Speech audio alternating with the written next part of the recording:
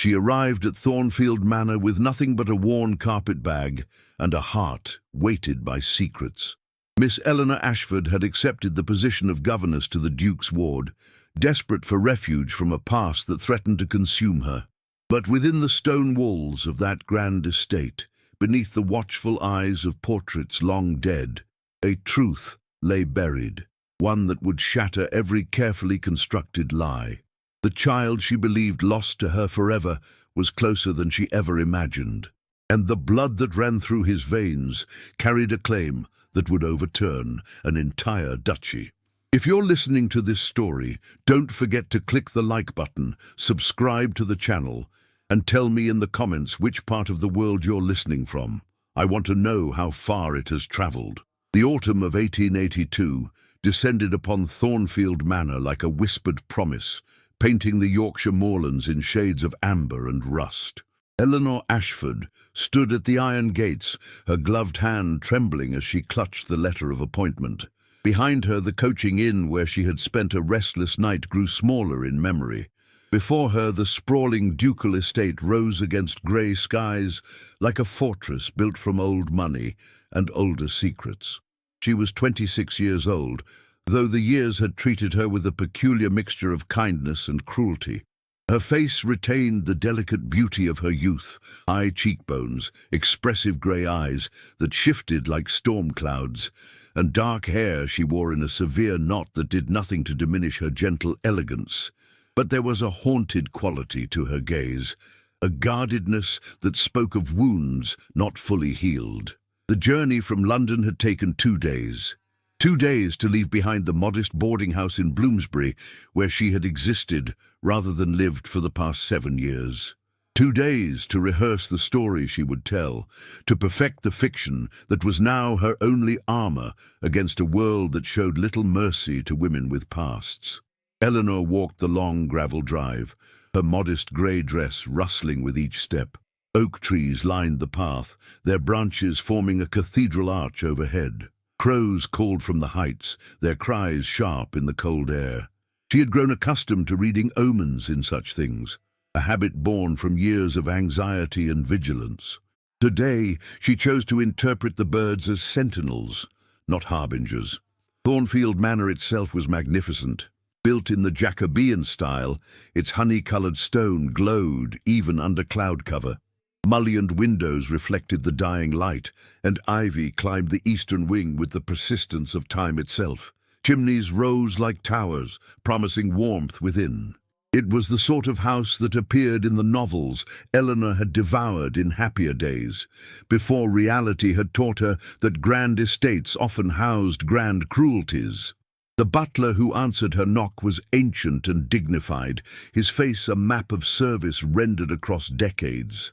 "Miss Ashford," he intoned, his voice the texture of old leather. "You are expected. His Grace is currently engaged, but Mrs. Pemberton, the housekeeper, will show you to your quarters and acquaint you with your duties." Mrs. Pemberton proved to be a woman of middle years, with kind eyes and a brisk efficiency. She led Eleanor through corridors hung with portraits of stern-faced ancestors, past drawing rooms furnished with exquisite taste, and up a grand staircase that split like a river at the landing. "The Duke is a fair employer, Miss Ashford," Mrs. Pemberton said as they climbed to the 3rd floor, where the governess's rooms were situated. "But he is particular about his ward. The boy, Master William, is 8 years old. His Grace took guardianship of him 5 years ago when the child's parents perished in a fire on the continent. Tragic business, that." Eleanor's breath caught, but she maintained her composure. "I understand the boy has been difficult for previous governesses."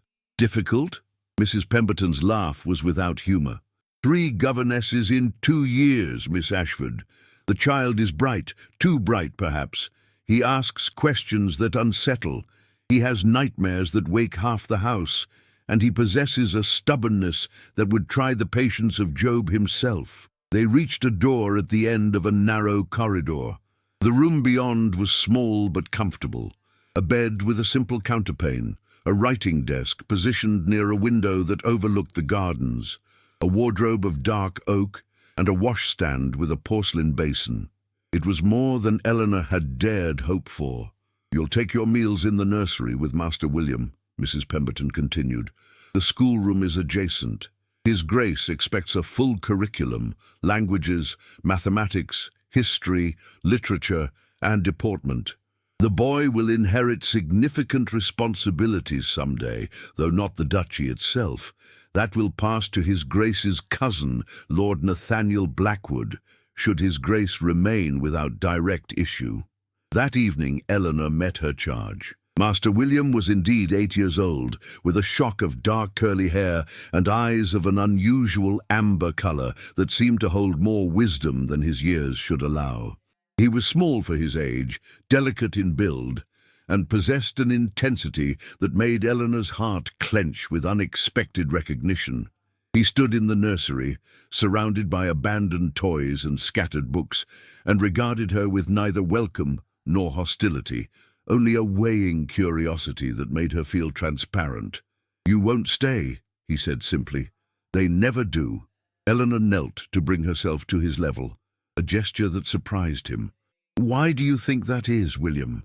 "Because I'm not what they expect. Because I ask about my parents and no one will answer. Because—" He paused, his young face contorting with emotions too complex for childhood. "Because I don't belong here." In that moment, Eleanor saw beyond the privileged child in his velvet suit to something heartbreakingly familiar, a loneliness that mirrored her own, a sense of displacement that no comfort could ease. "Then we shall be two people who don't quite belong," she said softly. "Perhaps that will make the belonging easier."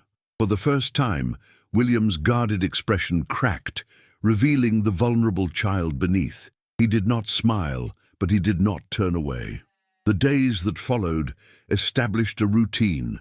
Eleanor rose at dawn, washed in cold water, and dressed in one of her 3 serviceable gowns.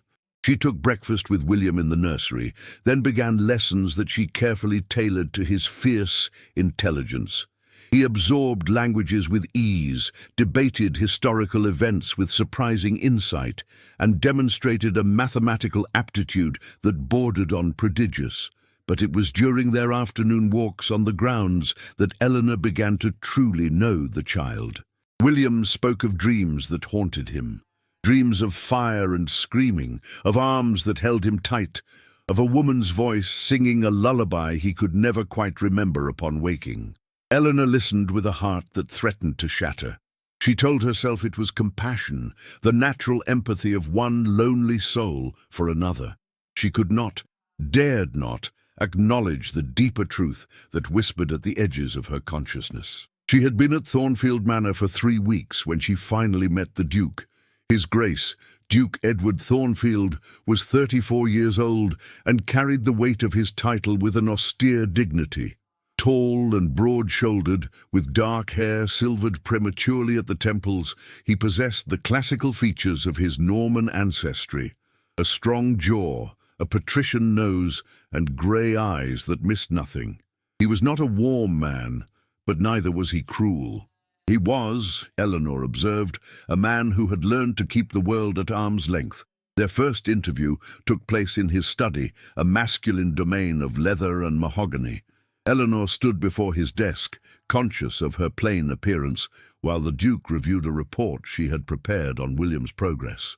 "You have accomplished in 3 weeks what others could not manage in months," he said, his voice deep and measured.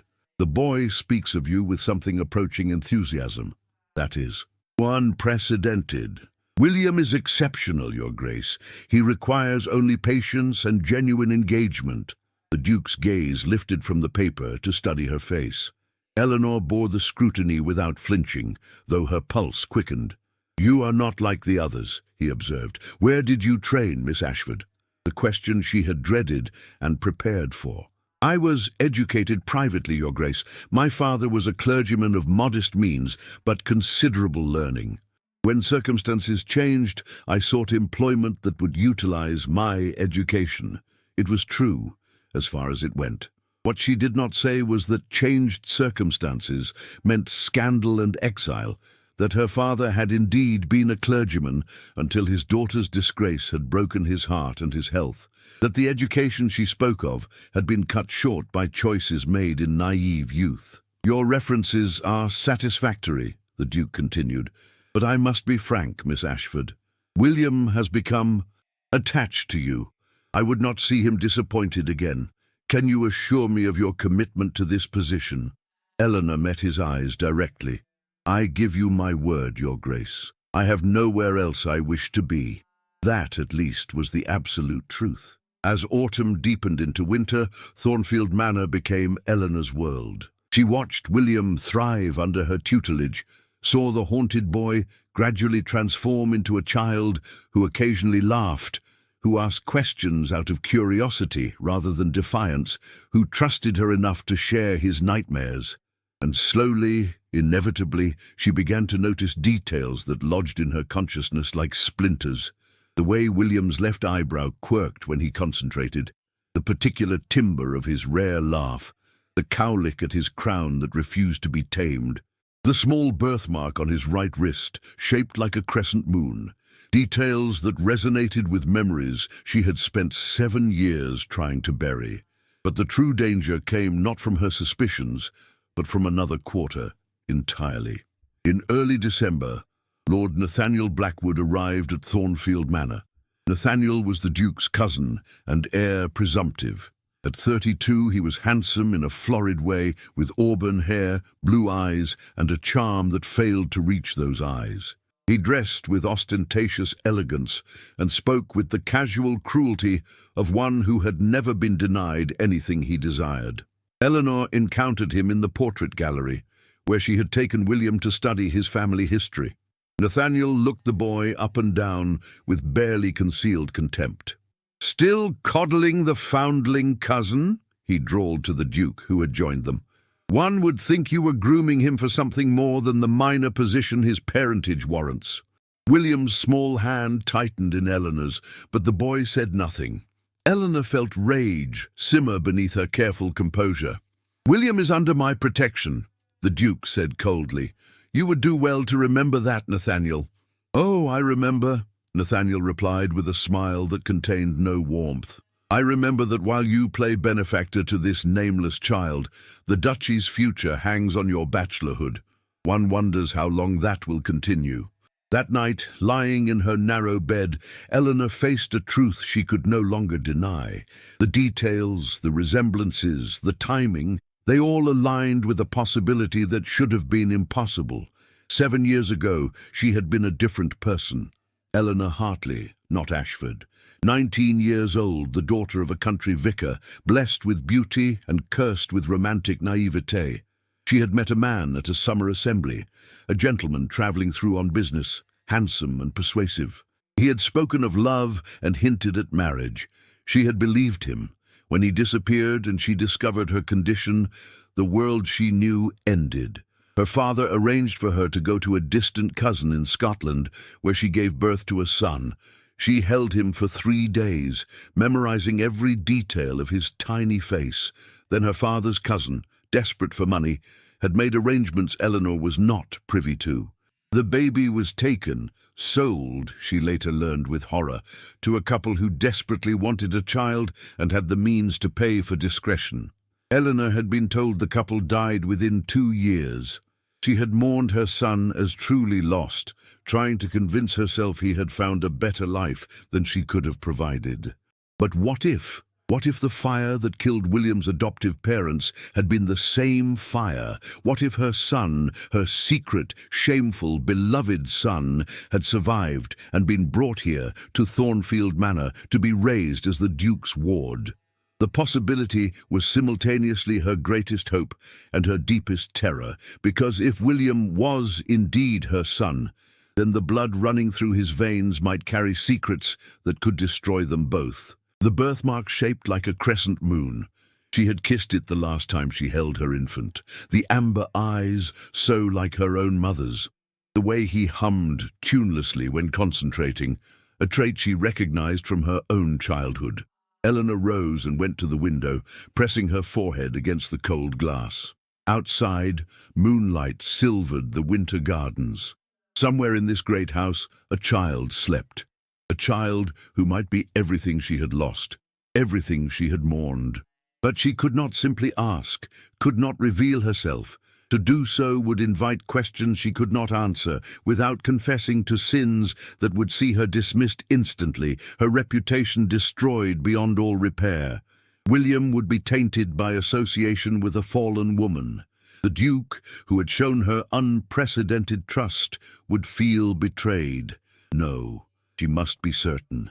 And even then, she must decide whether knowledge was worth the price of truth. Sleep, when it finally came, brought dreams of fire and the sound of an infant crying, a cry that echoed across 7 years of grief and guilt. Winter gripped Thornfield Manor with increasing severity as January arrived.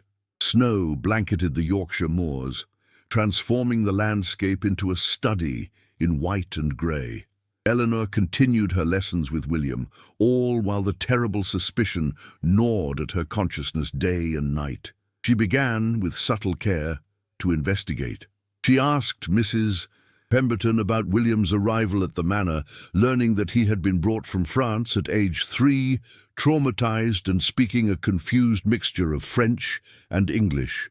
The fire had occurred in a chateau near Lyon, where his adoptive parents, a Mr. and Mrs. Edmund Grey, had been staying. Only the child survived, pulled from the flames by a servant.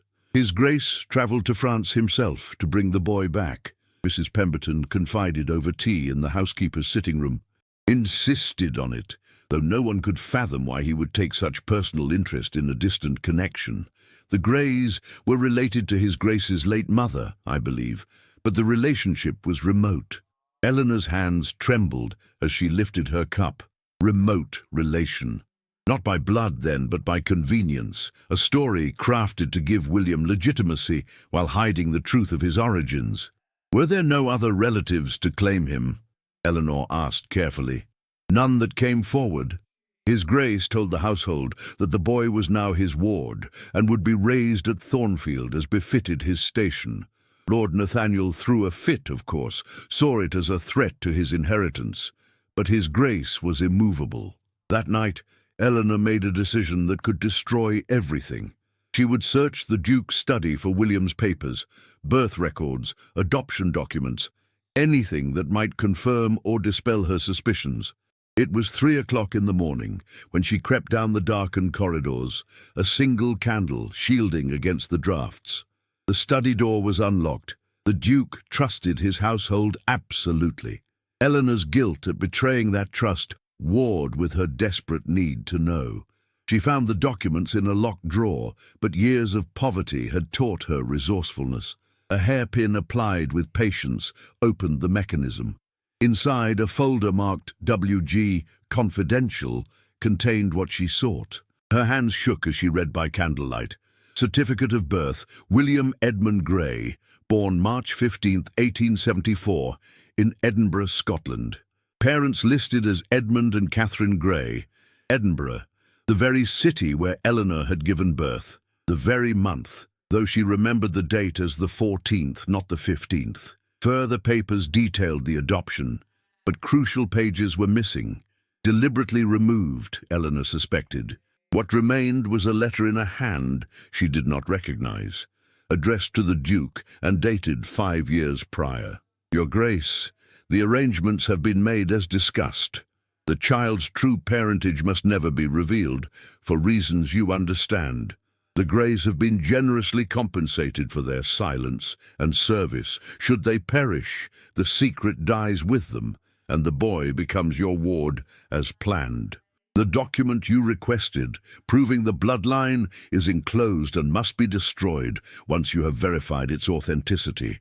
The future of Thornfield depends on this remaining buried. The letter was unsigned, but a ducal seal pressed into red wax marked the reply. Eleanor's mind reeled. The Duke knew something about William's parentage, something significant enough to require secrecy, generous compensation, and contingency plans. But what? And why would the Duke care about the bloodline of a purchased child, unless William's blood carried something unexpected, something that mattered to the duchy's future? She was carefully replacing the documents when she heard footsteps in the corridor. Panic seized her. She extinguished the candle and pressed herself into the shadowed recess beside a bookshelf, praying the darkness would hide her. The door opened. The Duke entered, carrying his own lamp, still dressed in evening clothes. He must have been working late in another part of the house. He moved directly to his desk and sat, then opened the same drawer Eleanor had just locked. From her hiding place, she watched as he withdrew the folder and stared at it with an expression of profound conflict. His aristocratic features, usually so controlled, betrayed a deep inner struggle. "What am I to do?" he whispered to the empty room. "The boy deserves to know, deserves his birthright, but the scandal would destroy everything our family has built, and she, wherever she is, believed him dead.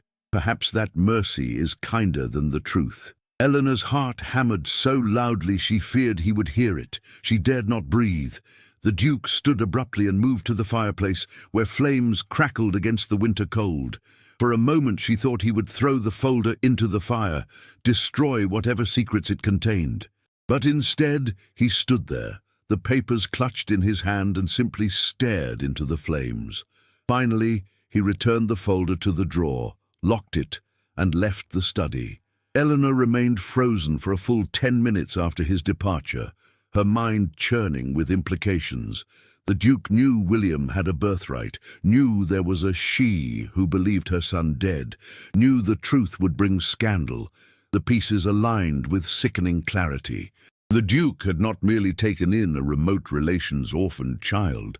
He had deliberately acquired a child whose bloodline mattered, whose existence threatened or promised something connected to Thornfield itself, and somehow, impossibly, that child might be hers. But before Eleanor could begin to process this revelation, another threat emerged, one that would bring her carefully maintained anonymity crashing down.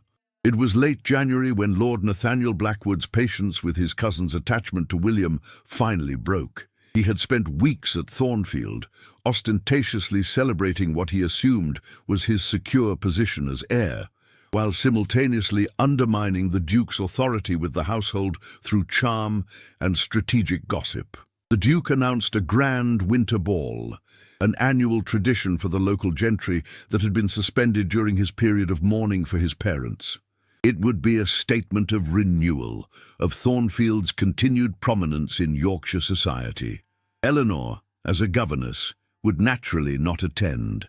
She would remain in the nursery quarters with William while the festivities occurred below. This suited her perfectly. She had no desire to be seen, no wish to risk recognition by someone who might remember Eleanor Hartley from 7 years past. But William fell ill on the evening of the ball. It began with a cough during their afternoon lessons. By dinner, he had developed a fever. By 8 o'clock, when the first guests began arriving, he was crying with the aches and confusion that accompanied severe influenza.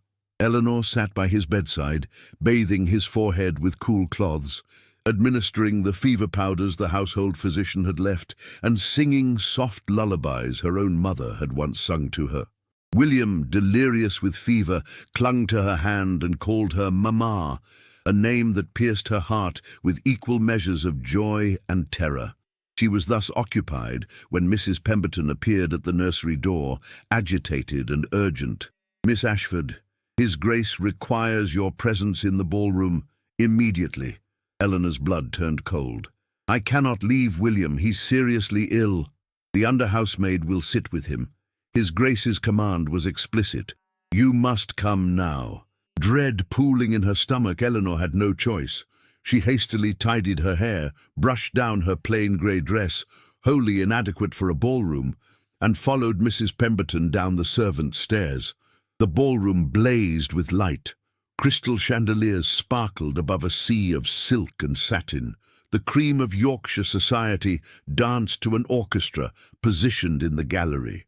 It was a scene of such elegance and privilege that Eleanor felt her poverty like a physical weight. The Duke stood near the entrance with Lord Nathaniel and a cluster of guests. His face was carefully neutral when he saw Eleanor, but something flickered in his eyes. Was it apology? Warning? "Ah, Miss Ashford." Lord Nathaniel said loudly, his voice carrying across the nearby couples. "How fortuitous! His Grace and I were just discussing your charge, the young ward. But it seems there has been a rather fascinating discovery about you." Eleanor's mouth went dry. Several guests had turned to observe, their curiosity piqued by Nathaniel's theatrical tone. "My lord, I don't understand." "Don't you?" Nathaniel's smile was cruel. "You see, I have a friend in London, a solicitor who handles certain delicate matters. When I mentioned that my cousin had hired a governess named Ashford from Bloomsbury, he found it interesting, because he recalled handling a case some years ago involving a Miss Eleanor Hartley, daughter of a disgraced vicar who had gotten herself with child out of wedlock. The Hartley family paid him to arrange for the baby's disposal." The ballroom seemed to tilt. Eleanor felt every eye turn toward her, felt the weight of judgment descend like a physical blow. "My friend's memory was quite specific," Nathaniel continued, savoring each word. "Miss Eleanor Hartley disappeared after the scandal, but a Miss Eleanor Ashford, using her mother's maiden name perhaps, appeared in London shortly thereafter. Same age, same description, same unfortunate circumstances requiring discretion. Quite the coincidence." The Duke's voice cut through the gathering murmurs. "Nathaniel, this is neither the time nor the place. On the contrary, cousin, it is precisely the time and place. You have employed a woman of deeply questionable morals to educate an impressionable child. A woman who abandoned her own bastard and has been living under false pretenses in your household. The guests deserve to know what manner of person you expose them to." The room erupted in scandalized whispers. Eleanor saw shock, disgust, and prurient curiosity in the faces surrounding her. Several ladies drew back as if moral corruption were contagious. "Is this true?" The Duke's question was quiet, but it cut through the noise. "Are you Eleanor Hartley?" Eleanor lifted her chin, refusing to be cowed even as her world disintegrated. "I was. I took my mother's maiden name when I sought employment, as I knew my father's name carried associations that would prevent me from earning an honest living." "Honest?" Nathaniel laughed. "There is nothing honest about you, woman. You are a liar and worse. His Grace may be foolishly soft-hearted, but I will not see this household corrupted. You are dismissed. Leave this house tonight." "You have no authority," the Duke began, but Nathaniel spoke over him. "I have every authority as a concerned relation and heir to this duchy. If you refuse to act, cousin, I will make it known throughout Yorkshire that Thornfield Manor employs fallen women. I will ensure that every family of quality knows of your appalling judgment. Is that what you wish?" The Duke's jaw tightened. Eleanor could see the calculation in his eyes, the weighing of her worth against his reputation, the duchy's standing against one governess's dignity. "Miss Ashford, Miss Hartley, will remain until William recovers," the Duke said finally. "Then we will discuss her future. This spectacle is ended. Musicians, resume the dancing." But the damage was done. As the orchestra struck up again and the guests returned to their pleasures with even greater enthusiasm, scandal being the finest entertainment, Eleanor stood in her plain dress among the glittering crowd and felt the full weight of her exposure. She had been seen, named, condemned, and somewhere upstairs a sick child called for the mother he didn't know he had, a child whose very existence might be the key to secrets that men had killed to keep buried. Eleanor turned and walked from the ballroom with her head high, ignoring the whispers that followed like poisonous flowers blooming in her wake. She climbed the stairs to the nursery, where William still tossed in feverish sleep. The under-housemaid fled at her approach. No decent girl wanted association with such a woman. Eleanor took up her position by William's bedside and wept silent tears, while outside, music and laughter proclaimed that the world of privilege and power continued without pause. She had come to Thornfield seeking refuge. She had found exposure, humiliation, and the terrible possibility that the child she tended might be the son she had lost. And now, with her disgrace made public, she had mere days to discover the truth before she was cast out forever, back into a world that showed no mercy to women like her. William's fever broke on the third day, but the household's fever of scandal only intensified. Eleanor remained confined to the nursery wing, caring for her recovering charge, while servants whispered in hallways and the respectable families of Yorkshire enjoyed discussing the shocking revelation over their breakfast tables. Mrs. Pemberton remained kind, bringing meals and updates with a sympathetic discretion. "Don't mind them," she said quietly, setting down a tray. "Half these women have secrets of their own, just better hidden, and their men are no saints for all their judgment, but kindness could not alter reality." Eleanor knew her days at Thornfield were numbered. Lord Nathaniel had made that abundantly clear during his daily visits to the Duke's study, his raised voice carrying through the corridors as he demanded Eleanor's immediate dismissal. Only the Duke's stubborn insistence that William needed stability during his recovery delayed the inevitable. But Eleanor saw the strain in his face during his brief visits to check on the boy, the weight of social pressure warring with his own principles. It was William himself who provided the unexpected reprieve. On the 5th day after the ball, when he was well enough to sit up and take broth, he asked Eleanor the question she had dreaded. "Why haven't you been teaching me this week? Why does Mrs. Pemberton bring our meals instead of coming to fetch us for the dining room? Why did I hear Lord Nathaniel shouting about you?" Eleanor set down the empty bowl and took his small hand. 7 years of lies sat heavy on her tongue, but she had promised herself that whatever else she might be, she would not lie to this child. "There are things about my past, William, that some people find objectionable. Lord Nathaniel believes I am not a suitable person to be your governess. His Grace has not yet decided whether he agrees." William's amber eyes, so much clearer now without fever's haze, studied her face with that unnerving perception. "What did you do?" "I made choices when I was young that had consequences I did not anticipate. I have lived with those consequences ever since." "Were the choices wicked?" "Many people would say so. But were they?" Eleanor considered this carefully. "I loved someone who did not deserve that love. I trusted someone who betrayed that trust. The child who resulted from that love was taken from me, and I have mourned him every day since. Were those choices wicked? I no longer know. But they were human, and humans are fallible creatures." William was silent for a long moment. Then he said with the conviction of the young, "I don't want you to leave. You're the only one who listens when I talk about my dreams. You're the only one who doesn't look at me like I'm a problem to be solved." "Oh, William!" Eleanor's voice broke. "I'm going to tell His Grace. I'll tell him you must stay." Before Eleanor could respond, William had scrambled from his bed, still weak but determined, and run from the nursery. She heard his small feet pounding down the corridor toward the main house. 30 minutes later, Eleanor was summoned to the Duke's study. She entered to find both the Duke and Lord Nathaniel present, along with William, who stood defiantly between them, despite wearing only his nightshirt and a hastily donned dressing gown. "The boy has made his preference clear," the Duke said without preamble. "He insists that Miss Ashford remain as his governess, and threatens to refuse all food and instruction should I dismiss her." Nathaniel's face was mottled with rage. "You cannot allow a child to dictate household decisions. The woman is morally corrupt." "The woman," the Duke interrupted coldly, "made mistakes in her youth, as do many. She has conducted herself with perfect propriety under my roof. William has flourished under her care. I will not dismiss her based solely on past indiscretions that harm no one in the present. The scandal will fade, as all scandals do, once the gossips find new entertainment. I am a duke, Nathaniel. I do not require the approval of minor gentry to conduct my household as I see fit."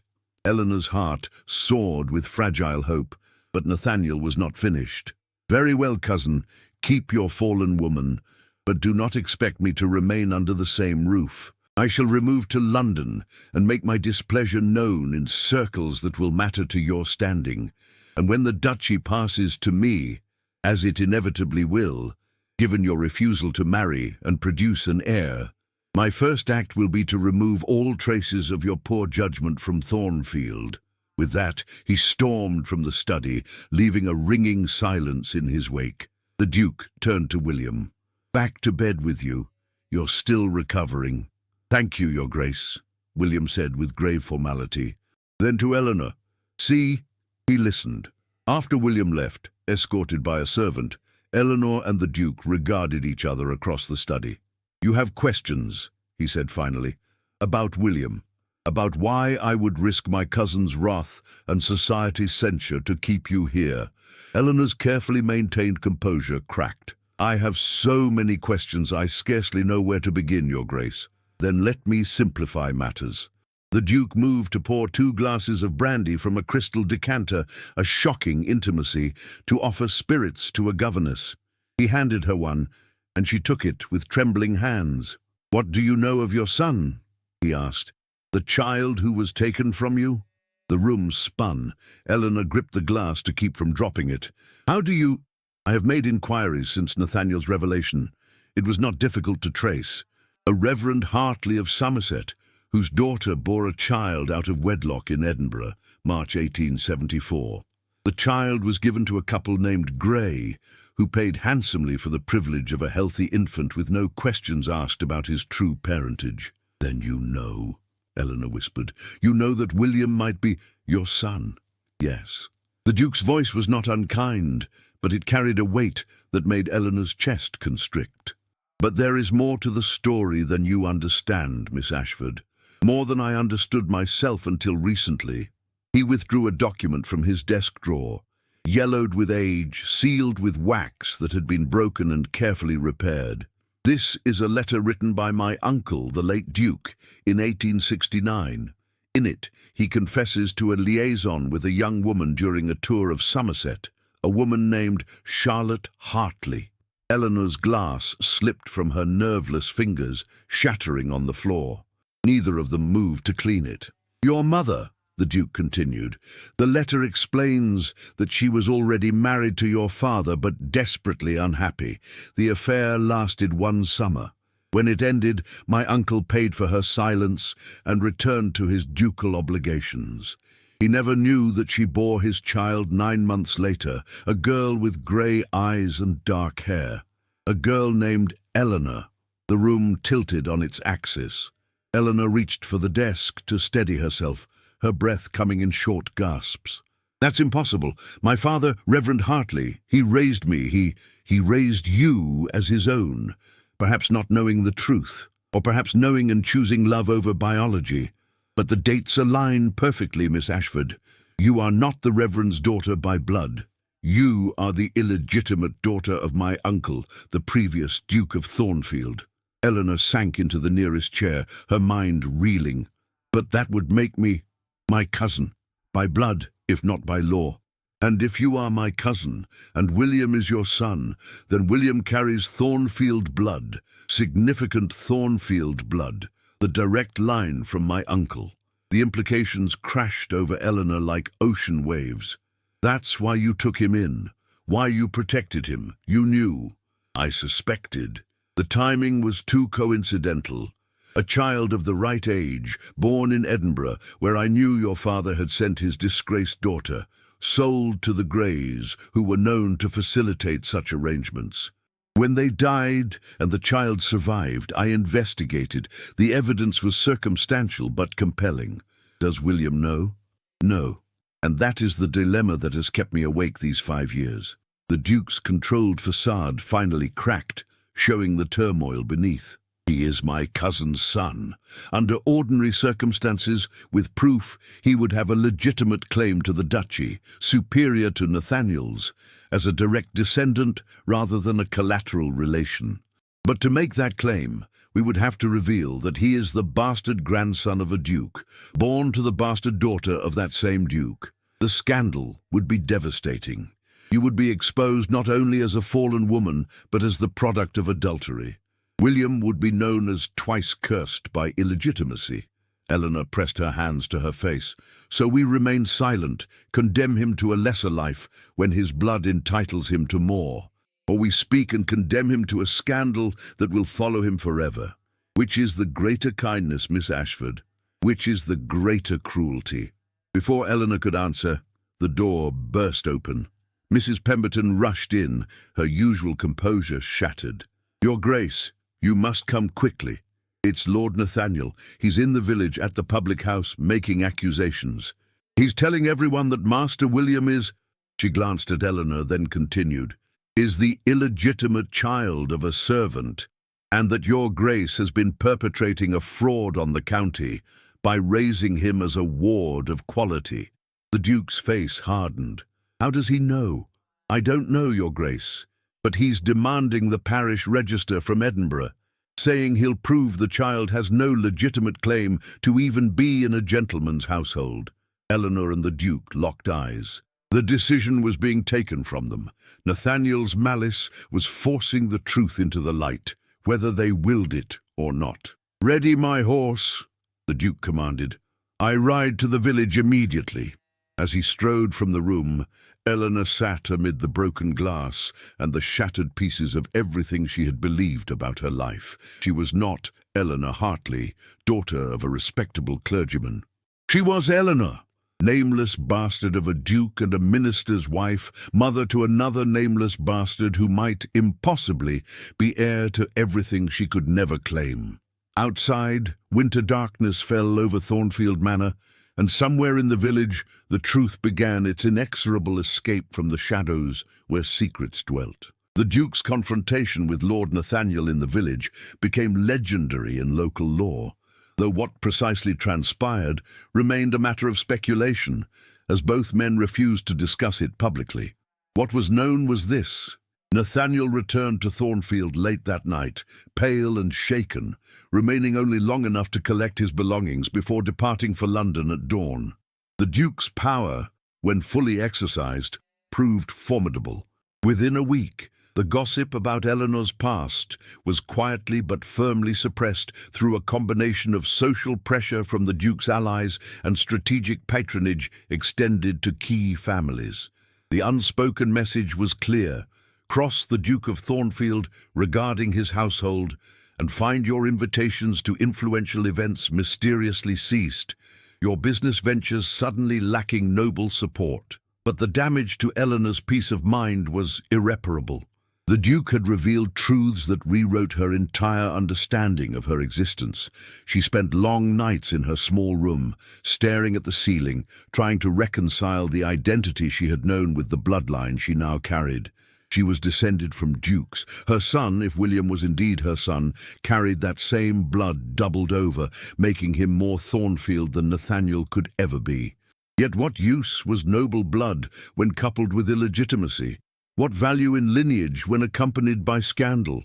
William, recovering fully from his illness, noticed her distraction. "You're sad," he observed during their morning Latin lesson. "Is it because of what Lord Nathaniel said? Because people know about your past?" Eleanor set down the conjugation text. "I am thoughtful," which is different from sad.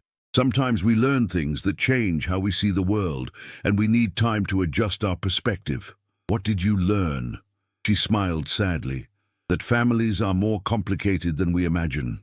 That love and blood are not always the same thing. That the truth can be both liberating and imprisoning." William considered this with his characteristic seriousness. "The Duke told me something. He said that what matters is not where we come from, but who we choose to be. Do you believe that?" "I am trying to."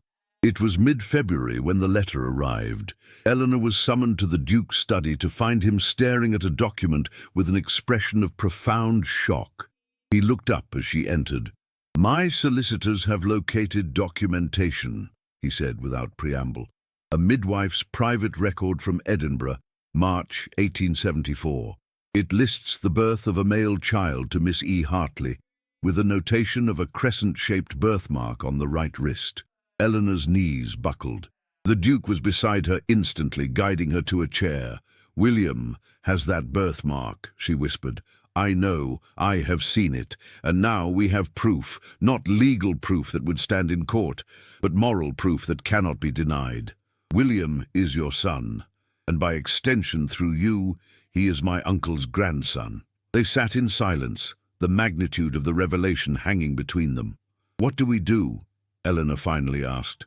"I have a proposition," the Duke said slowly, "but it requires courage from you and sacrifice from us both." Over the following hour, he outlined a plan that was simultaneously audacious and terrifying.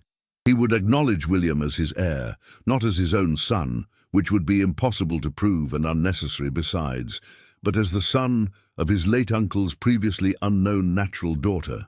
"I will claim that my uncle confessed the liaison to me before his death, that he had discovered your existence and wished to make amends," the Duke explained.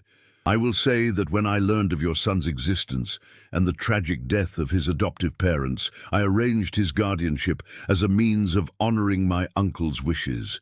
This explains my unusual interest in the boy and provides him a legitimate connection to the Thornfield line. But it exposes my mother's adultery, my illegitimacy, William's illegitimacy. Yes, and it will cause scandal." But Eleanor, the use of her Christian name made her breath catch. "The alternative is watching Nathaniel inherit a duchy that rightfully belongs to your son. It is allowing William to go through life never knowing his true parentage, his true family. Is that the future you choose?" Eleanor thought of William's nightmares, his persistent questions about his origins, his sense of not belonging. "He deserves to know who he is." "Then we move forward. But there is one more element to this plan, one that will provide William protection and you security." The Duke stood, and Eleanor saw him steel himself as if preparing for battle. "I am proposing that you and I marry." Eleanor shot to her feet. "That's impossible. I am a governess, a fallen woman, your employee.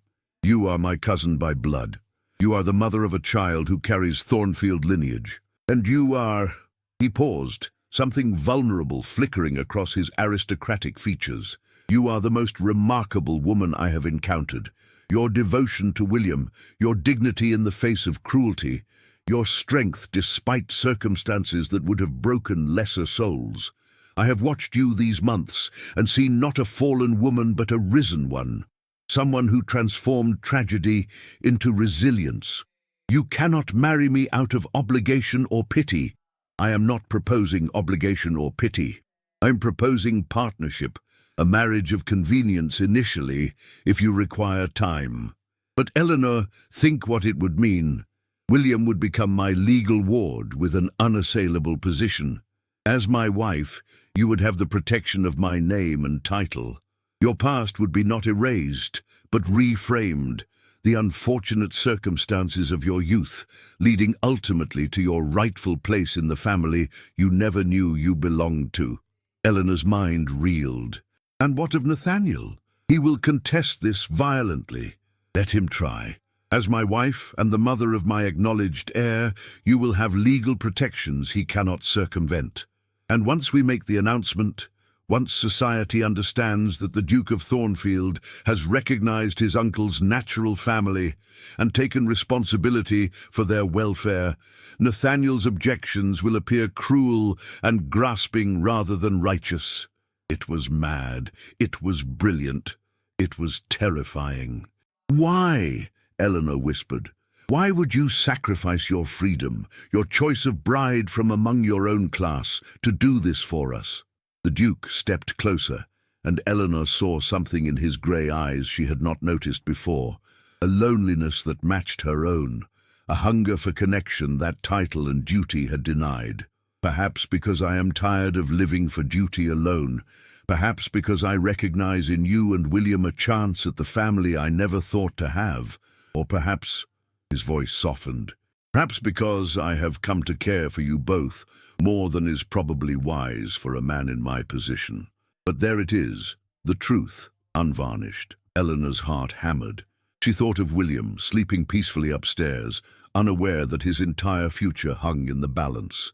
She thought of the years of exile and shame, of opportunities denied and dreams deferred. She thought of the man before her, offering not just rescue, but partnership, not just security, but belonging. "If I agree," she said carefully. "I need certain assurances. William must be told the truth about his parentage, gently, carefully, but completely. No more secrets between us. He deserves that honesty." "Agreed. And this marriage, I will not be merely a convenient wife, hidden away while you conduct your real life elsewhere. If we do this, we do it as true partners, or not at all." Something kindled in the Duke's expression. Respect, approval, perhaps something warmer. "I would have it no other way." "Then yes, I will marry you." The words seemed to alter the very air between them. The Duke, Edward, she would need to think of him as Edward now, exhaled a breath he had been holding. "We move quickly," he said, returning to practical matters with visible relief. "The banns will be read starting this Sunday, 3 weeks until the wedding. During that time, I will begin preparing society for the revelation about William's heritage, and I will ensure that every noble family in England understands that anyone who maligns my future wife or my heir will answer to me personally." The next 3 weeks passed in a blur of controlled chaos. The announcement of the Duke's engagement to his ward's governess caused sensation enough. When it was followed by the carefully worded explanation of the family connection, the late Duke's natural daughter, unknown until recently, whom His Grace was honourably marrying to legitimize his uncle's family line, the scandal was both immense and strangely compelling. The narrative Edward had crafted was masterful, a Gothic romance of hidden children and belated justice, with himself as the honourable nephew making amends for his uncle's youthful indiscretion. Eleanor, cast as the innocent victim of circumstances beyond her control, became almost sympathetic in the retelling. The reaction was mixed. Some families were scandalized and withdrew their support. Others, particularly those with romantic sensibilities or progressive leanings, found the story moving. Still others simply pragmatically accepted that a duke could do as he pleased with his own household. William was told the truth on a cold February evening in the Duke's study, with both Eleanor and Edward present. At first, the boy simply stared at Eleanor, his amber eyes wide with disbelief. "You're my mother, my real mother." "Yes," Eleanor said, her voice breaking. "I gave birth to you, held you for 3 days, and then circumstances beyond my control took you from me. I thought you were lost forever.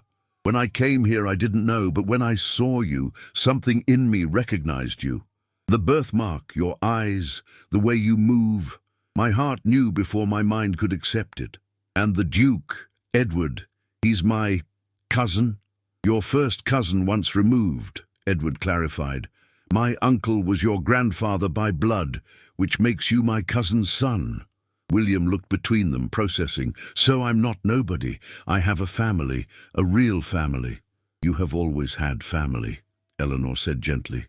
"The Greys loved you, I believe, in the time you were with them.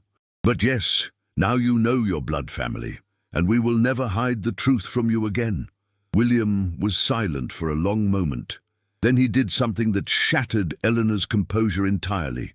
He climbed into her lap, as he had not done since he was much younger, buried his face against her shoulder, and began to sob. "I dreamed of you," he choked out between tears. "In the fire, someone was holding me, singing to me. I could never remember the song, but I remembered feeling safe. Was that you, in the very beginning?" Eleanor held him tight, her own tears falling freely. "Yes, my darling, that was me. I sang you lullabies for 3 days, and I told you that I loved you, and I promised I would find you again someday if I could. I'm so sorry it took 7 years. You're here now," William whispered, "and you're staying." "I am staying. Forever." The wedding took place in the chapel at Thornfield Manor on March 7th, 1883. It was a small affair. Neither Eleanor nor Edward wanted elaborate ceremony. A few trusted friends, the household staff, and William, who stood as a witness with pride blazing from his young face. Eleanor wore a gown of dove-grey silk, elegant but understated. Edward wore full ducal regalia, making a statement about the legitimacy and importance of the union. When he placed the ring on her finger and spoke the vows that bound them, Eleanor felt the weight of 7 years of exile finally begin to lift. She was no longer Eleanor Hartley, fallen woman. She was Eleanor Thornfield, Duchess of Thornfield, wife and mother and partner. That night, after the modest wedding breakfast and after William had been settled in his new rooms in the family wing rather than the nursery, Edward came to Eleanor's chambers. They had agreed on a marriage of convenience initially, time to know each other as equals before expectations of intimacy. But when he entered and saw her standing by the window in her dressing gown, silhouetted against moonlight, something shifted in his careful control. "I want you to know," he said quietly, "that I meant what I said. This marriage is real to me. You are not an obligation or a means to an end. You are everything I did not know I needed." Eleanor turned to face him. "I am frightened," she admitted, "of hoping too much, of believing this can last. Then let me prove it to you, day by day, year by year, until fear becomes faith." He held out his hand. Eleanor, after a moment's hesitation, took it. What began as comfort evolved into something more, tentative kisses becoming passionate, careful touches becoming urgent. They came together as equals, wounded souls finding healing in connection, lonely hearts discovering they need not be lonely anymore. Afterward, lying in his arms, Eleanor whispered, "Thank you for seeing me, for saving us." Edward's reply was soft against her hair. "You saved yourself, Eleanor. I merely had the privilege of recognizing your worth." Spring arrived at Thornfield Manor with a tentative beauty, as if nature itself held its breath to see whether the scandal or the romance would ultimately triumph. The daffodils that had been planted generations ago bloomed in golden profusion across the lawns, and the ancient oaks began to bud with the green promise of renewal. Eleanor, now the Duchess of Thornfield, found herself navigating a social landscape far more complex than the simple boundaries of the nursery. The wives of the local gentry called, some out of genuine goodwill, others from curiosity, still others to assess whether the Duke's shocking marriage would reflect poorly on their own standing. She received them all with a grace that surprised even herself. Years of invisibility as a governess had taught her to observe social dynamics with acute precision. Now, applying those observations from a position of power rather than subordination, she discovered she possessed a natural diplomacy. "You carry yourself well," Edward remarked one afternoon, after a particularly trying tea with 3 viscountesses who had spent the entire visit making veiled comments about Eleanor's unconventional path to nobility. "I was prepared to intervene when Lady Hartmore mentioned the unusual circumstances of our marriage for the 3rd time, but you deflected beautifully." Eleanor smiled, removing her gloves with a satisfaction that came from having held her ground. "I have survived far worse than the barbs of bored noblewomen, Edward. Their disapproval is nothing compared to the terror of believing I had lost my son forever." It was still strange how naturally they had fallen into partnership. The marriage that had begun as strategy had evolved into genuine companionship. Edward possessed a dry wit that delighted her, and his fierce intelligence found match in her own. They would spend evenings in the library, discussing everything from estate management to philosophy, while William read nearby or practiced his languages. The boy had blossomed in the 2 months since learning the truth of his parentage. The nightmares that had plagued him for years had not entirely ceased, but they came less frequently. More importantly, he no longer woke in confusion, but in understanding. The trauma of the fire might scar, but it no longer defined his identity. "I am William Thornfield," he had announced one morning at breakfast with grave formality, "son of Eleanor, Duchess of Thornfield, and grandson of the late Duke. I have a family, and I know where I belong." Eleanor had wept into her tea, and Edward had cleared his throat with suspicion, dampness in his own eyes. But not all reactions to the dramatic revelations were positive. Lord Nathaniel Blackwood had not remained quietly in London. Through May and into early June, disturbing reports reached Thornfield of his activities. He had contested William's position as heir through legal channels, arguing that illegitimacy, even acknowledged and twice removed, could not supersede his own legitimate claim as cousin. His solicitors filed briefs, his friends whispered in clubs, and his influence slowly poisoned certain circles against the Duke's unorthodox family. "He cannot win," Edward assured Eleanor when she found him reading the latest correspondence from his own solicitors. "The law is clear that I, as Duke, have absolute authority to name my heir. William's relationship to me by blood, however irregular, is acknowledged. Nathaniel has no legal standing, but he can damage us socially." "Yes," Edward admitted, "he can do that, which is why I have arranged for something more public, a statement that will make our position unassailable." 3 days later, a formal announcement appeared in the Times, the Morning Post, and every significant newspaper in England. It read, "His Grace the Duke of Thornfield acknowledges with profound gratitude the recent discovery of his late uncle's natural family. Her Grace, Eleanor, Duchess of Thornfield, née Hartley, has been confirmed as daughter to the late Duke through documentation recently brought to light. Master William Thornfield, son of Her Grace and ward of His Grace, is hereby recognized as rightful heir to the duchy, carrying as he does the direct bloodline of the Thornfield family. The Duke extends his deepest respect to the memory of his uncle and joy at the uniting of these long-separated branches of the family." The announcement was brilliant in its careful wording. It presented William's heritage as discovery rather than scandal, framed Eleanor's past as the innocent result of her mother's liaison with a duke, and positioned Edward as the honourable family member bringing justice to wronged relations. The response was predictably divided. The more conservative families decried it as an outrage, but the reformist elements of society, growing stronger in the 1880s, hailed it as progressive acknowledgement of human complexity over rigid propriety.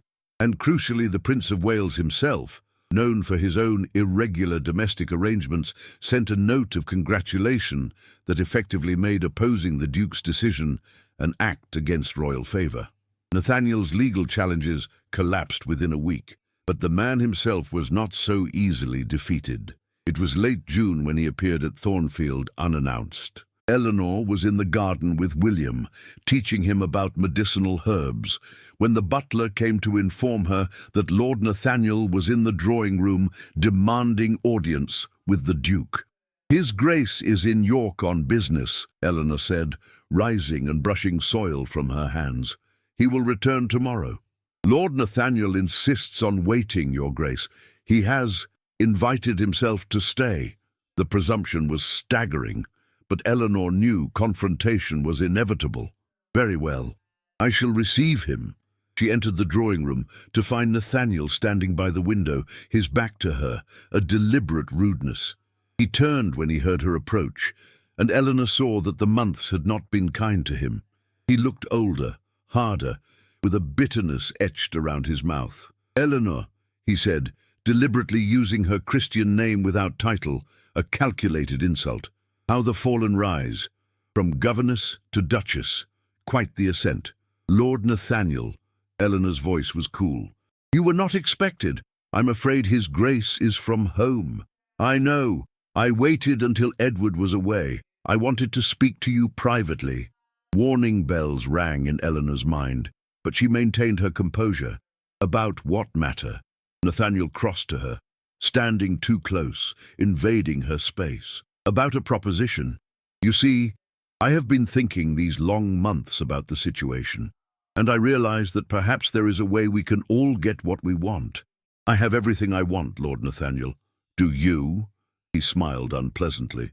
"You have a title, yes, and that bastard child of yours is acknowledged. But Edward has no children of his own body. What happens when you fail to provide him an heir?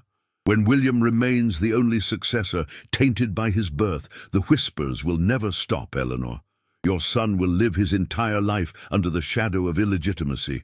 William's position is secure. William's position is tolerated. There is a difference. but I am prepared to offer something remarkable." Nathaniel's voice dropped to an intimate murmur that made Eleanor's skin crawl. "Marry me instead." Eleanor stared at him, certain she had misheard. "I am already married. Marriages can be annulled. On grounds of coercion, for instance. You could claim Edward pressured you, that you agreed only to protect your son. I would testify on your behalf. And then you marry me, Lord Nathaniel Blackwood, heir presumptive. Your son becomes my ward, raised with all advantages. You become a lady of society without the taint of scandal. And I—" He reached out to touch her cheek. She recoiled. "I gain a beautiful wife and control of Thornfield when Edward inevitably dies without issue." The calculation was breathtaking in its cynicism. "You would do all this, overturn your objections, acknowledge William, accept his heritage, simply to secure the duchy through me? Why not? I care nothing for the boy's parentage once I control his future. And you, Eleanor, you are far too valuable to waste on my cousin's sentimental gesture of honor. With me, you would have real power. With you, I would have captivity." Eleanor stepped back, putting distance between them. "My answer is no. Now and forever no. Please leave Thornfield Manor immediately." Nathaniel's expression hardened. "You are making a grave mistake. Edward's protection will not last forever. When the duchy is mine, and it will be mine one way or another, you and that child will learn what it means to refuse me." "Is that a threat, Lord Nathaniel?" The voice came from the doorway. Edward stood there, returned early from York, his face carved from ice. William was behind him, eyes wide with shock. "Edward," Nathaniel's composure flickered. You thought I was away, allowing you to harass my wife in my absence. A miscalculation, cousin." Edward moved into the room with predatory grace. "But how fortuitous that I arrived in time to hear your proposition. An annulment secured through false testimony, control over my heir, and threats against my family should your schemes fail. Did I summarize accurately?" Nathaniel's face flushed with rage. "You have no proof." "I have my word and Eleanor's testimony, which will suffice for any court in England, but I am not taking you to court, Nathaniel. I am simply informing you that as of this moment you are banished from Thornfield lands. You will not set foot on any property I control. You will not communicate with my family. And should you attempt any legal or social action against my wife or son, I will ensure that every scandalous detail of your own life becomes public knowledge. Do not test me on this." The two men locked eyes, two branches of the same family tree, now irrevocably severed. Finally, Nathaniel turned toward the door, but he paused beside Eleanor, his voice low enough that only she could hear. "You think you have won, but blood will tell, Eleanor. And when the truth of that boy's paternity inevitably surfaces, when someone digs deeper than Edward's carefully constructed narrative, you will wish you had taken my offer." Then he was gone, his footsteps echoing down the corridor. William ran to Eleanor, and she held him tight. "What did he mean?" the boy asked. "What truth?" Eleanor and Edward exchanged glances. They had told William about his heritage, but they had simplified certain aspects for his young understanding. Now, with Nathaniel's malice threatening exposure, perhaps fuller truth was necessary. "Come," Edward said gently. "Let us all sit down. There are some additional details about your family history that you should understand." They spent the next hour providing William with a complete and honest account. Eleanor's affair with a man who proved unworthy, the resulting pregnancy, the forced separation from her infant son, the years of not knowing whether he lived or died. And then the shocking revelation that Eleanor herself was the product of the late Duke's liaison with a married woman, making William's bloodline even more directly connected to Thornfield than originally explained. William listened with the solemnity of someone far older than his 8 years. When they finished, he asked only one question. "Does this change anything? About who we are to each other?" "Not in any way that matters," Eleanor assured him. "Then I don't care what Lord Nathaniel says, or what anyone says." William's jaw set with a stubbornness Eleanor recognized. It was her own. "I am William Thornfield. You are my mother, Edward is my—" He looked at the Duke questioningly. "Family," Edward supplied. "I am your family, William. By blood, by choice, by law. All the ways that matter." That night, after William had gone to bed, Eleanor stood in the portrait gallery looking at the painting of Edward's uncle, the late Duke who had, unknowingly, been her father. The resemblance was undeniable now that she knew to look for it. The same grey eyes, the same proud bearing. "Do you think he would have acknowledged me?" she asked Edward, who had joined her. "If he had known I existed, I cannot say. My uncle was a complicated man, honourable in most things, but he lived in a time and class that did not forgive deviations from propriety.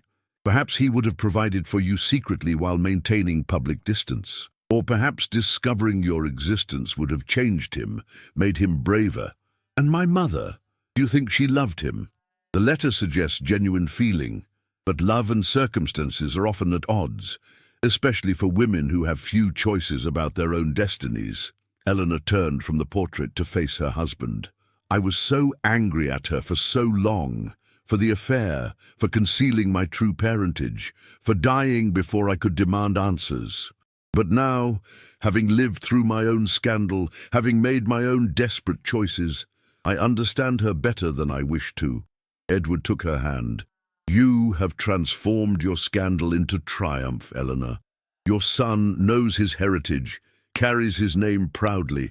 You have position and security, and—" he pulled her closer, "you have a husband who finds himself increasingly unable to imagine his life without you in it." Eleanor's heart quickened. "Edward, I am not skilled with declarations of feeling. I was raised to value duty over emotion, propriety over passion. But these months with you have taught me that perhaps the greatest duty is to the truth of one's own heart. And the truth is that I love you, Eleanor. Not as strategy, not as obligation, but as a man loves a woman he chooses freely. You have become essential to me." The tears came then, not of sorrow but of overwhelming relief. "I love you as well. I did not expect to. I thought this marriage would be protection and partnership, and I was grateful for that. But somewhere between the strategic wedding and now, I fell in love with my own husband. What a remarkable gift." They kissed in the gallery beneath the watchful eyes of Thornfield ancestors, living proof that sometimes the unconventional path leads to the truest destination. The season turned towards summer. Eleanor's position as Duchess solidified as more families decided that loyalty to the Duke outweighed scandal about the past. William thrived academically and socially, his intelligence and earnest nature winning over even those initially skeptical about his heritage. And Nathaniel, true to Edward's banishment, disappeared from their lives, though occasionally reports would reach them of his bitter comments in London society, his continued insistence that the Thornfield succession was a fraud. "Let him talk," Edward said dismissively. "He has no power here." But Eleanor could not entirely shake the warning Nathaniel had delivered. "Blood will tell," he had said, "when the truth inevitably surfaces." What truth? They had been honest about William's parentage, about Eleanor's lineage. What remained hidden that could hurt them? The answer would come, but not for some time yet. For now, Eleanor chose to focus on the present, on her son's laughter, her husband's love, and the impossible miracle of a life she had never dared dream could be hers. The autumn of 1885 arrived with a crispness that reminded Eleanor of that day 3 years prior when she had first walked the gravel drive to Thornfield Manor. So much had changed since then that she sometimes felt she was living someone else's life, a fairy tale spun from the wreckage of her past. William, now 10 years old, had grown into his heritage with a confidence that both thrilled and occasionally worried her. He was tall for his age, with his father's build, whoever that man had been, and bore himself with an unconscious, aristocratic grace. More importantly, he had developed into a kind and thoughtful boy, sensitive to others' feelings while maintaining firm principles of his own. He excelled in his studies under a new tutor, a Mr. Grayson from Cambridge, whom Edward had hired when it became clear that William's education had surpassed what Eleanor could provide. She had worried initially that she might feel displaced, But William still came to her for comfort, for conversation, for the thousand small intimacies that defined their mother-son bond. "You will always be my first teacher," he had told her solemnly when Mr. Grayson arrived. "The one who taught me that I mattered." Eleanor herself had flourished in ways she could not have imagined. As Duchess of Thornfield, she had initially focused on managing the household, a domain Mrs. Pemberton cheerfully yielded once it became clear Eleanor had genuine interest and aptitude. But gradually, her influence had expanded. She began involving herself in the estate's tenant welfare, visiting families, understanding their struggles, and working with Edward to implement improvements.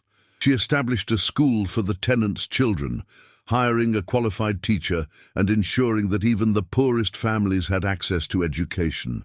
"You're creating revolutionaries," Edward teased one evening as they reviewed the school's budget. "Teaching the lower classes to read and think. What will become of the social order?" "A more just one, I hope," Eleanor replied. "William will inherit this duchy someday. I want him to inherit a legacy of improvement, not merely maintenance of privilege." Edward's expression softened. "You are far more radical than you appear, my dear. I am the daughter of adultery and the mother of a child born out of wedlock. I have lived on both sides of society's boundaries. It grants perspective." Their marriage had deepened into genuine partnership and abiding love. Eleanor was now pregnant with their first child together, a development that had caused both joy and some diplomatic concern. If she bore Edward a son, that child would technically have a stronger legitimate claim to the duchy than William, despite William's acknowledged heritage. They had discussed this at length, ultimately deciding that they would raise any children as equals, with William maintaining his position as heir. Edward drew up legal documents making this explicit, protecting William's inheritance regardless of future births. "He was here first," Edward said simply when his solicitors questioned the decision.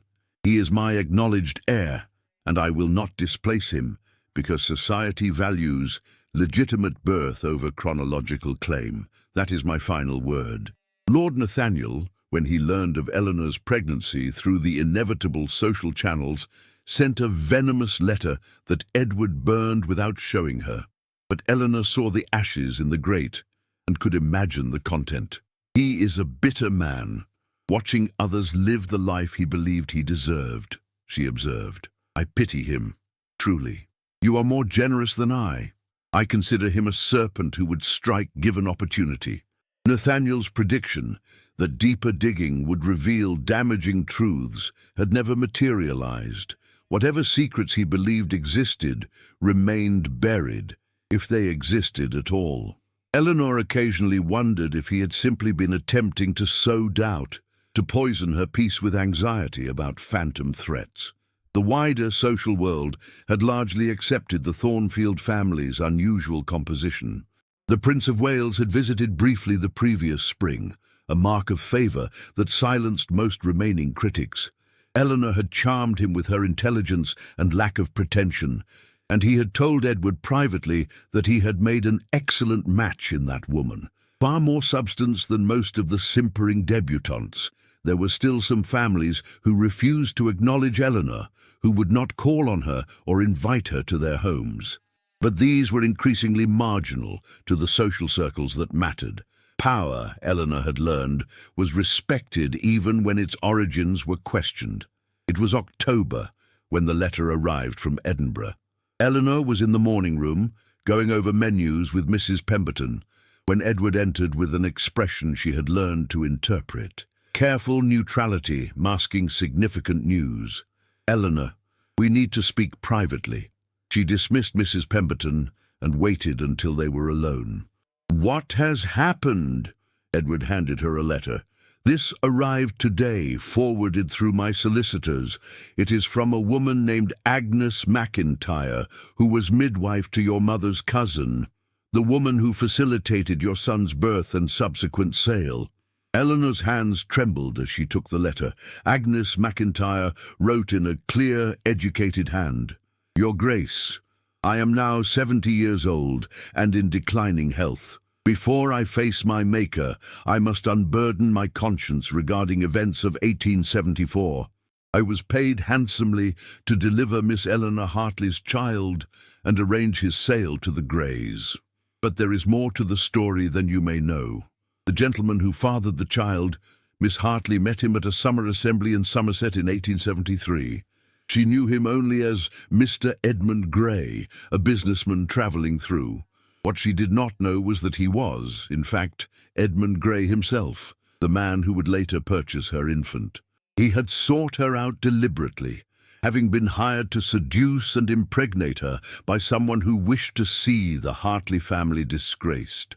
I do not know who hired him, only that he boasted to me when drunk that the seduction had been mercenary from the start. He married Catherine shortly after, and together they arranged to purchase the very child he had fathered, not out of love, but as an investment. They had been promised significant money if the child could be delivered, alive and healthy, to a particular party by his 3rd birthday. That party, I believe, was connected to the Duke of Thornfield. I cannot prove this, but letters I glimpsed and comments I overheard suggested that someone in the Thornfield family wanted Miss Hartley's child, perhaps knowing or suspecting his true heritage through the late Duke's connection to Miss Hartley's mother. The fire that killed the Greys was no accident. I have lived with this knowledge for years. It was set deliberately, though by whom I cannot say with certainty. The only mercy was that the child survived. I tell you this now because I have learned that Miss Hartley lives and has been reunited with her son. She deserves to know the full truth of how her tragedy was orchestrated. I pray this knowledge brings more peace than pain. I remain, with deep regret for my role in these events, Agnes McIntyre. Eleanor read the letter twice, then a 3rd time, her mind refusing to process the implications. Finally, she looked up at Edward, whose face reflected her own horror. "The seduction was planned," she whispered. "My son's father deliberately targeted me as part of some scheme. And then someone murdered the Greys, possibly to free William to be brought to Thornfield." "It appears so," Edward said grimly. "The question is, who orchestrated this? Who knew about your mother's connection to my uncle? Who would benefit from bringing your son specifically to Thornfield?" The answer crystallized with sickening clarity. "Your uncle, the late Duke. He must have discovered that my mother had borne his child. Perhaps he investigated, learned of my existence. And when I became pregnant, he saw an opportunity, a grandson carrying his blood, born to his daughter. He arranged everything. The seduction, the sale of the child to the Greys, and possibly even their deaths when they became inconvenient. But why such an elaborate scheme?" Edward paced the room. "Why not simply acknowledge you as his daughter if he wanted to bring you and your son into the family? Because acknowledgement would reveal his affair with a married woman, my mother. It would dishonor her memory and damage his reputation. But if William could simply become his ward through seemingly natural circumstance," Eleanor's voice broke, "he could have his grandson close without the scandal of admission." Edward pulled her into his arms. "Eleanor, this is monstrous. If true, my uncle essentially engineered your seduction and arranged for murder to acquire William. We cannot prove any of this. The midwife offers suspicions and overheard comments, nothing concrete. And your uncle is dead, beyond justice or accountability." They stood together in the morning room, the October sunlight streaming through windows, while the past reached out to poison the present. "What do we do?" Eleanor asked finally. "Do we tell William that his very conception was part of a scheme, that his existence resulted from calculated cruelty rather than even misguided love?" "No," Edward's voice was firm. "William knows he was loved by you from the moment of his birth. He knows he is wanted and valued now. The machinations that brought him into the world do not define his worth. We bury this letter, Eleanor. We let the dead keep their secrets." And Nathaniel? Could he have known? Could this be the truth he threatened would surface? "I will investigate discreetly." But if Nathaniel knew, he would have used it by now. He gains nothing by silence. More likely, this information died with my uncle and the Greys, and only the midwife's conscience has brought it to light. Eleanor nodded slowly. Then we burn this letter. We never speak of it again. William's story is that he was born of a youthful indiscretion, reunited with his mother through fortunate circumstance, and loved unconditionally. That is the truth that matters. They took the letter to the fireplace and watched it curl and blacken in the flames. The words disappeared, but the knowledge remained, a shadow at the edge of their happiness. Yet even shadows cannot diminish light entirely. As autumn deepened into winter, Eleanor focused on the life growing within her and the family she had against all odds secured. William prepared for his future with increasing maturity, and Edward proved daily that love could be both chosen and destiny. In December, Eleanor gave birth to a daughter, Caroline Eleanor Thornfield, who entered the world with a fierce cry and her mother's grey eyes. William was enchanted with his baby sister, spending hours in the nursery talking to her about everything from Latin conjugations to the proper way to ride a horse. "She'll be brilliant," he declared confidently. "She has excellent parentage." Lord Nathaniel made one final attempt to disrupt their peace, publishing an anonymous pamphlet questioning William's legitimacy and hinting at darker secrets in the Thornfield succession. But by then, the Duke's position was too strong, William's acceptance too widespread.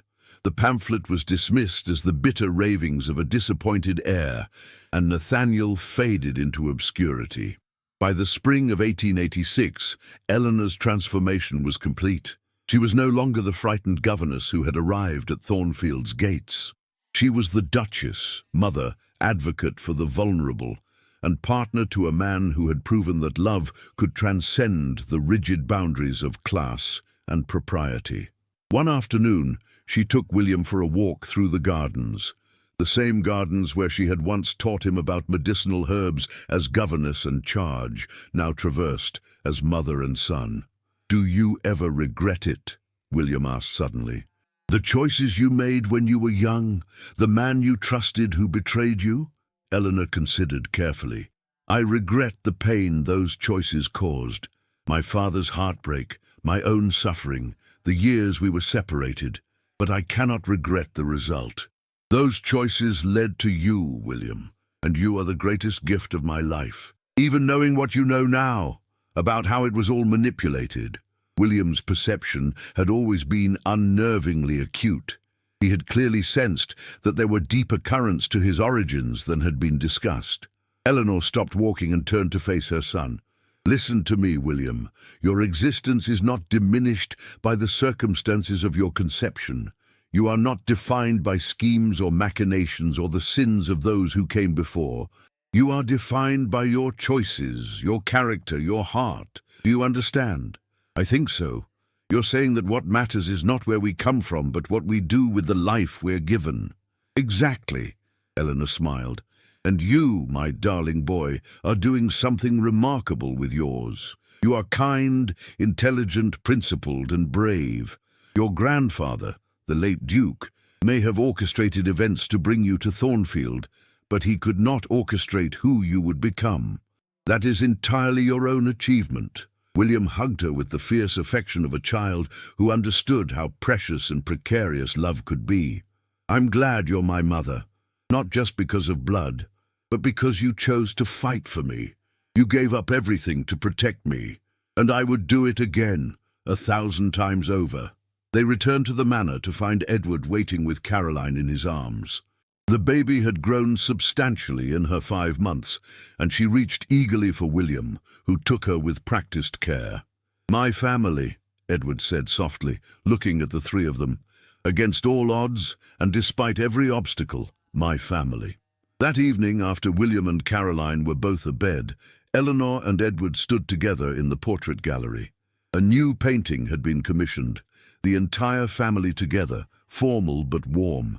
Eleanor in her ducal regalia, Edward beside her, William standing proudly with one hand on his father's shoulder, and baby Caroline cradled in Eleanor's arms. Future generations will look at this, Edward mused, and they will see a duke, his duchess, and their heirs. They will not know the full story, the scandal, the schemes, the suffering. They will simply see a family. Is that erasure or mercy? Eleanor wondered. Perhaps both.